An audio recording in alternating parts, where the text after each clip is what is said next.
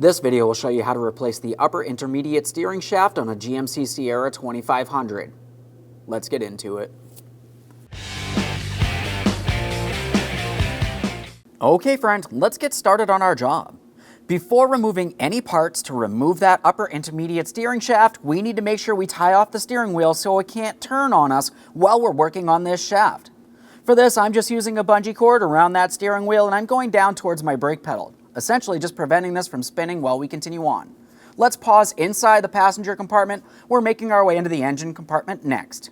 In the engine compartment, as we make our way along the driver's side of the engine, we can see our brake master cylinder. We're making our way straight down this area, and this is where we can see our steering shaft. We're removing the upper intermediate steering shaft, which leads from right here straight up and into the passenger compartment.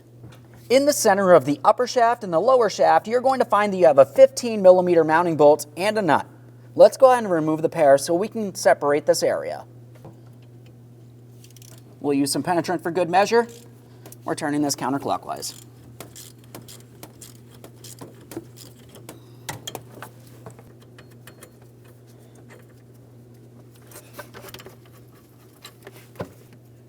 There's our hardware, just a quick inspection. We'll set it aside. Now what I'm doing here is I sprayed some penetrant. I'm causing some vibration to help that penetrant work into place. Now, if you find that this does not slide up and out of here, which is common due to rust, we're going to leave this sitting with the penetrant. Let's continue on to removing our dust boot from this area. Now, to remove this protective boot, you're going to find that it's held in place with 3 10mm headed mounting nuts. We can see 2 along the engine side of this boot. Now, as you move towards that master cylinder and make your way down along the firewall, the next mounting nut is down along the bottom on the far corner there. Let's see if we can get this off of here. This one's the hardest one, so that's what I'll go with.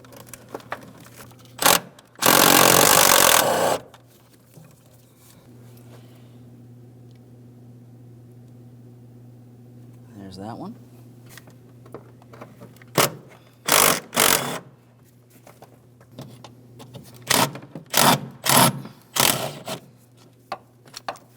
With the hardware removed, take hold of the boot, give it a little wiggle, and pull it away from your firewall.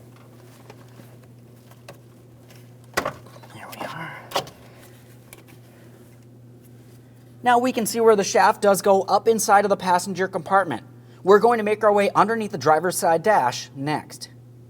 Now from underneath the driver's side dash, as I look at the firewall, I can see where my upper intermediate shaft comes through and it connects to my steering column.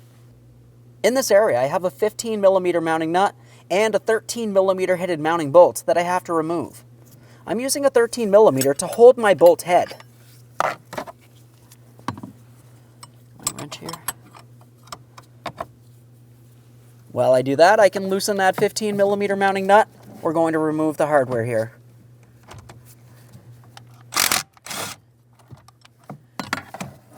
There's that mounting nut.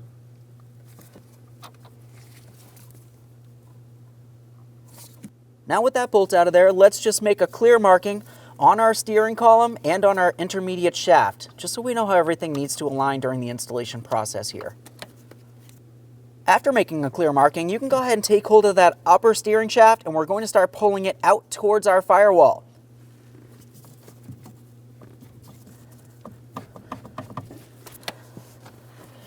If you find that it does not compress the way that it needs to, you can tap on it with a hammer.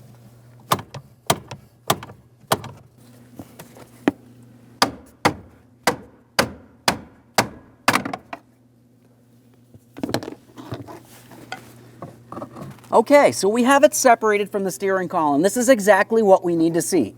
Now, while we're in here, we can take a close look at the steering column shaft itself, just to confirm that there's no damage. As you can see, this is still in good usable order. Now we'll pause inside the passenger compartment. We're going back out to that engine compartment next. Now in the engine compartment, we can see where our lower steering shaft connects to the upper steering shaft. This is where we had to remove that through bolt. We have to separate this. Look at all this rust here. We're going to carefully try to break this free. Now, if you did find that it's stuck in place, you could try holding onto this with some locking pliers and tapping the upper shaft up and towards the passenger compartment. If you're doing this, it's important to make sure that you've already removed the upper shaft from that steering column so you don't cause any damage, possibly to your airbag system.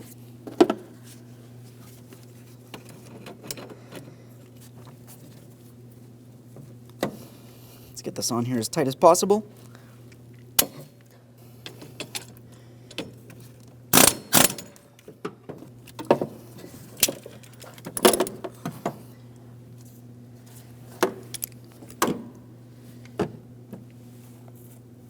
Once you have that out of place, just go ahead and remove your protective boot. We're going to give that a quick inspection. You want to make sure it's still reusable. And there it is, friend.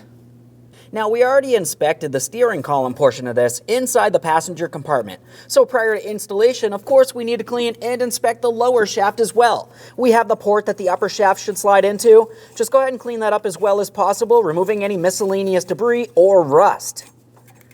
For that, I'm just using a small wire brush. You can do along the outside as well. Now it's time for installation of the brand new upper steering shaft. We need to make sure we have it in the proper orientation. The area with that small U-joint is going to be inside the passenger compartment. Now before we bring this into position, we're going to take the brand new shaft and we're sliding it through our protective boot. Once you have it through the boot, have a quick look down at this portion of the steering shaft. This is the portion that goes down to the lower steering shaft. We'll apply some anti-seize on here just in case we ever have to remove this again. It's just going to make things a little easier. Now, of course, you don't need very much. Just go ahead and make your way all the way around here. That'll help function as a lubricant. We can take this shaft. We're going to take the upper portion and bring it in towards the passenger compartment, towards that firewall. Now, while holding it here, let's continue on to taking the lower shaft. We'll align this and slide the two together.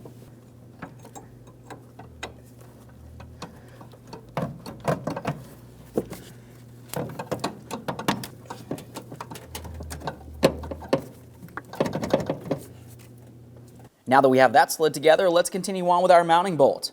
For these, we always like to use some blue thread locker. I'm going to take that mounting bolt. I'm starting through from the driver's side here. We'll bring it towards the engine. On the other side, we have the area for our mounting nut. Once you have that started on, snug it up and torque it to 37 foot-pounds.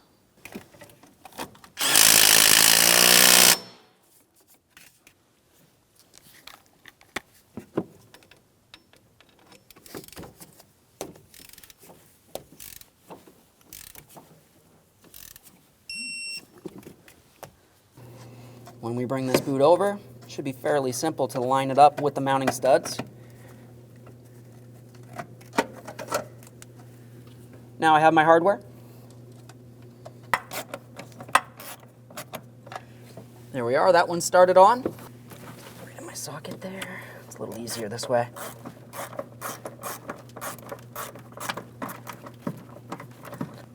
That started on as well.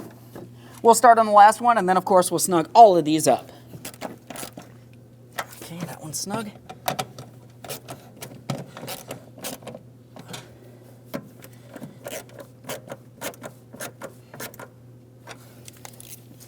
Double check to make sure it's seated all the way around so no moisture or debris make its way into the passenger compartment. Let's make our way inside the passenger compartment under the driver's side dash. Now from under the driver's side dash, we're making our way towards where we can see our steering column and our upper intermediate shaft. We need to connect these two areas. Just go ahead and take hold of that upper intermediate shaft. You should be able to press that towards the firewall or the front of the vehicle. We'll line this up and then we're pressing it towards the steering column. Now you may find that it doesn't align. That's okay. Just go ahead and take hold of the steering shaft or the steering wheel and gently pivot it in one direction or the other. We do not want to make a full rotation in any way.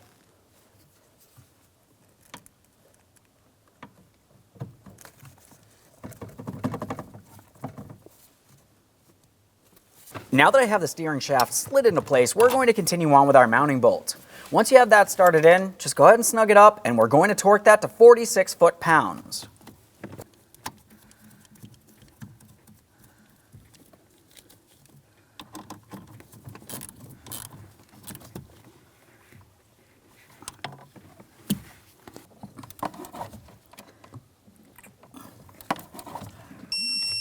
There we are.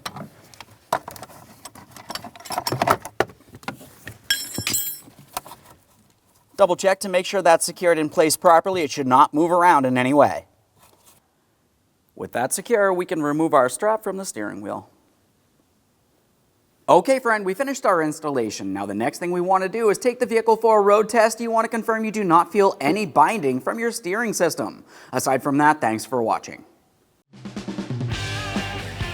When only the best will do, demand TRQ. The only company that lets you view before you do. TRQ is committed to offering the highest quality aftermarket auto parts that are engineered for peace of mind. Thanks for using and viewing with TRQ.